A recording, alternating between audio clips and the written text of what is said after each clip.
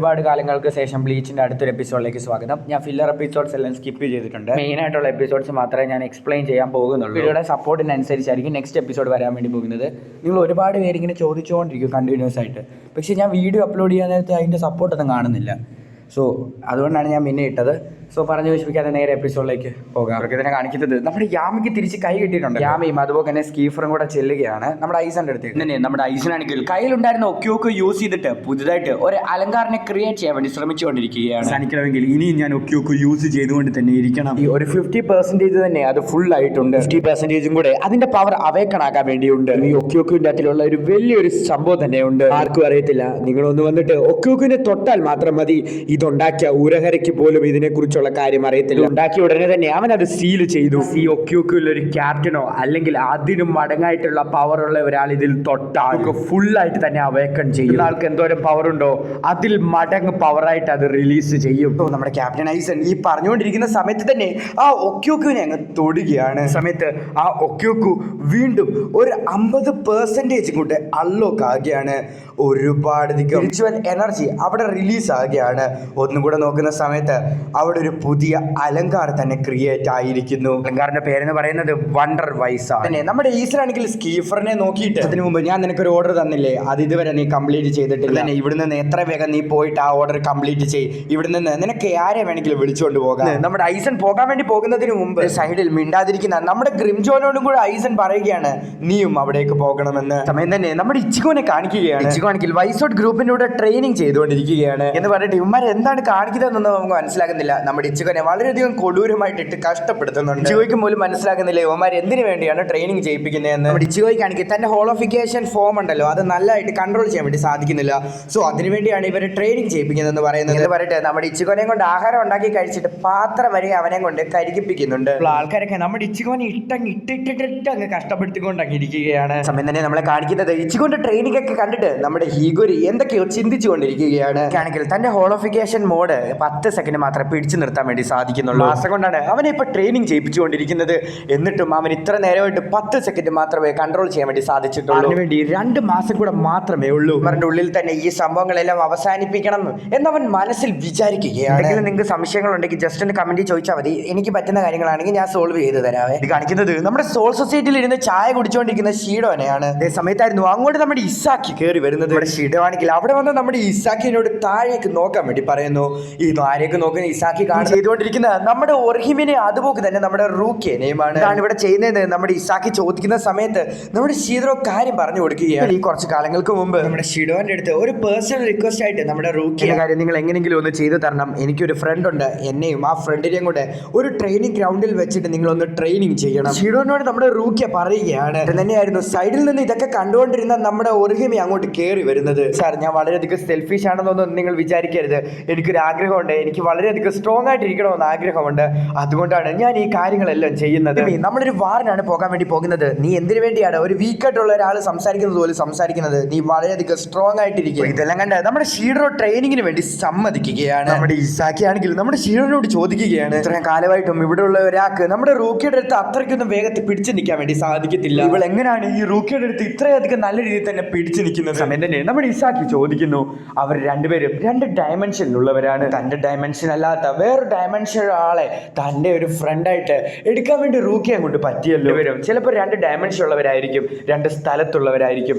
എന്തൊക്കെയാണെങ്കിലും ഫ്രണ്ട്സ് തന്നെയാണ്. സംസാരിച്ചുകൊണ്ടിരിക്കുന്ന സമയത്ത് തന്നെ നമ്മുടെ റൂക്കിയും അതുപോലെ തന്നെ ഒർഹിമിയും അവിടെ ഇരുന്ന് ഫൈറ്റ് ചെയ്തുകൊണ്ടിരിക്കുകയാണ്. ഒർഹിമിയാണെങ്കിൽ ഫൈറ്റിനിടയ്ക്ക് ഒരുപാടധികം ശ്രദ്ധ കുറവ് കാണിക്കുന്നുണ്ട്. നമ്മുടെ റൂക്കി പറയുകയാണ് ഫൈറ്റ് ചെയ്യുന്ന സമയത്ത് ഫുൾ കോൺസെൻട്രേറ്റ് ആയിട്ടിരിക്കാൻ. രണ്ടുപേരും വളരെയധികം ഹാർഡ് വർക്ക് ചെയ്ത് ഫൈറ്റ് ചെയ്തുകൊണ്ടിരിക്കുകയാണ്. തന്നെ നമ്മുടെ ഷീഡോ ആണെങ്കിൽ ഇസക്കൈനോട് എന്തോത്തിനാണ് നീ ഇപ്പൊ ഇങ്ങോട്ട് വന്നതെന്ന് ചോദിക്കുകയാണ്. ഏയ്സാണ് ഇച്ചിമാറും ക്യാപ്റ്റനും ഇവിടെ നിന്ന് പോയിരിക്കുന്നു. ഇവിടുത്തെ എക്സ്കോട്ട് എന്നിന്റെ ക്യാപ്റ്റനായിട്ടുള്ള നമ്മുടെ തോശ്രയും അതുപോലെ തന്നെ ലൂട്ടനന്റ് റാങ്കിക്കും ഇവിടുന്ന് പോയിരിക്കുന്നു. എന്റെ ക്യാപ്റ്റനായിട്ടുള്ള കെമ്പാച്ചി ചെയ്യാതെ കുത്തി ഒരിടത്ത് ഇരിക്കുകയാണ്. ടോൾവിന്റെ ക്യാപ്റ്റനായിട്ടുള്ള മയൂരി ആണെങ്കിൽ വലിയ സംഭവം ഉണ്ടെന്ന് പറഞ്ഞുകൊണ്ട് അങ്ങനെ ലാബിന്റെ അകത്ത് കയറി ഇരുന്ന് എന്തൊക്കെയോ തേങ്ങ കാണിച്ചുകൊണ്ടിരിക്കുകയാണ്. അതുപോലെ തന്നെ ടോർച്ചനാണ് ഇപ്പൊ ക്യാപ്റ്റൻ ആയിട്ടിരിക്കുന്നത്. എന്തൊക്കെ ചെയ്യണമെന്ന് ഒരു തേങ്ങ അറിയത്തില്ല. ക്യാപ്റ്റൻ ഇല്ലാതെ മുന്നോട്ട് പോകുന്നത് വളരെയധികം കഷ്ടമാണ്. ഒരുപാടധികം പണിയുണ്ട്, ഞാൻ ടൈമൊന്നും വേസ്റ്റ് ചെയ്യുന്നില്ലെന്ന് പറഞ്ഞിട്ട് ടാറ്റാ ബൈ പറഞ്ഞിട്ട് അവിടെ നിന്ന് പോവുകയാണ്. ആണ്. സോൾ സൊസൈറ്റിയിലെ ക്യാപ്റ്റൻസ് ഒക്കെ ആണെങ്കിൽ ഓരോ ജോലിക്കും അങ്ങോട്ടും ഇങ്ങോട്ടും പൊക്കോണ്ടിരിക്കുകയാണ്. പിന്നീട് കാണിക്കുന്നത് റിയൽ വേൾഡിലുള്ള ആൾക്കാരെയാണ്. സൊസൈറ്റിയിൽ നിന്ന് ഒരുപാടധികം സോൾ റിപ്പേഴ്സിലേക്ക് വന്നിട്ടുണ്ടായിരുന്നല്ലോ. ഒരുത്തനാണെങ്കിൽ തന്റെ സംഘത്തിനോട് കമ്മ്യൂണിക്കേറ്റ് ചെയ്യാൻ വേണ്ടി എന്തൊക്കെ കിക്കയോ തേങ്ങ കാണിക്കുന്നുണ്ട്. കാക്കു ആണെങ്കിൽ അവിടെ നിന്ന് മെഡിറ്റേറ്റ് ചെയ്യുകയാണ്. ആങ്കിക്കും അതുപോലെ ഈ പർപ്പിൾ ഉടുപ്പിട്ടവനും കൂടെ അടി ഉണ്ടായിക്കൊണ്ടിരിക്കുകയാണ്. അവിടെ ഇരുന്ന് തന്നെ മെഡിറ്റേറ്റ് ചെയ്ത് ഇരുന്നുകൊണ്ടിരുന്ന നമ്മുടെ ഇക്കാക്കുവിന് എന്തോ ഒരു സാധനം മൂവ് ചെയ്യുന്നത് പോലെ തോന്നുകയാണ്. പ്രശ്നം വരുന്നുണ്ടെന്ന് നമ്മുടെ ഇക്കാക്കുവിന് മനസ്സിലാകുകയാണ്. ആകാശത്തോട് നോക്കുന്ന സമയത്ത് ആ സ്ഥലത്തിലേക്ക് അലങ്കാഴ്സ് വരികയാണ്.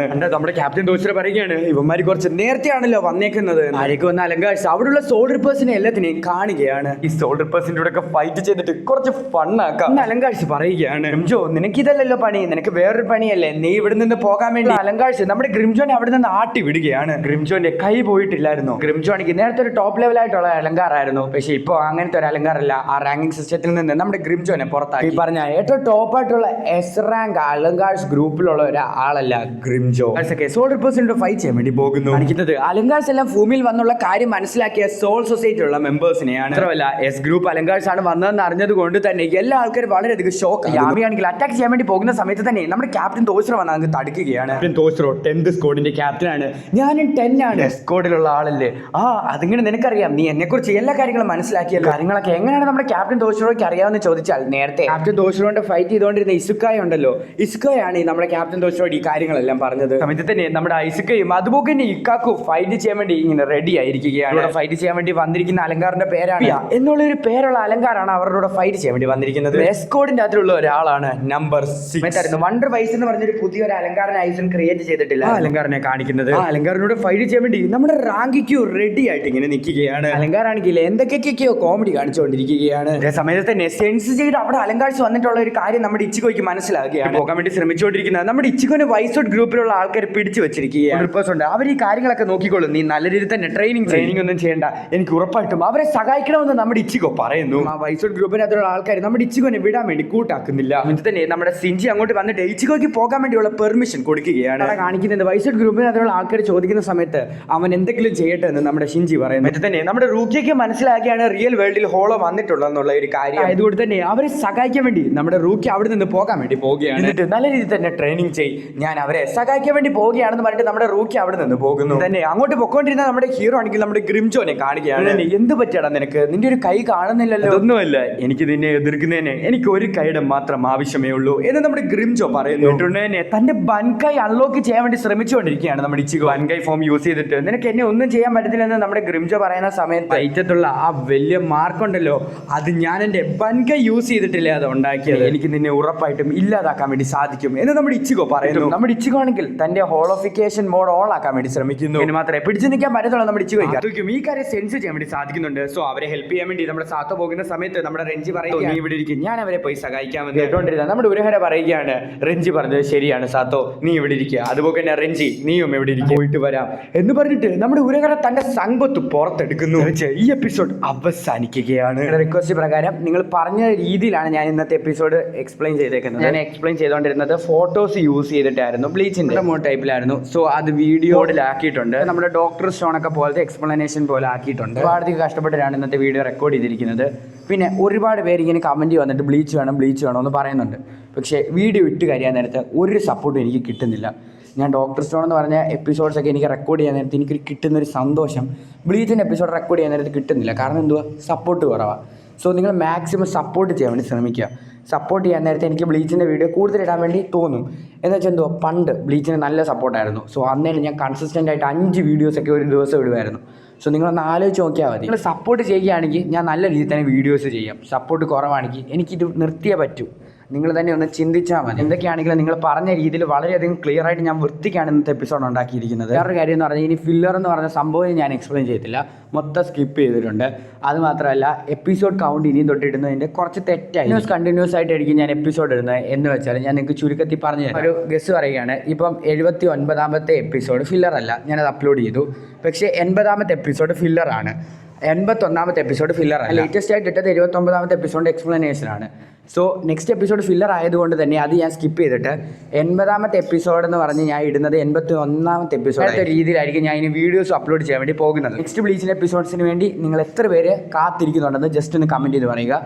സോ അടുത്ത ദിവസം അടുത്തൊരു വീഡിയോ ആയിട്ട് വരുന്നവരേക്കും ടാറ്റ ബൈ.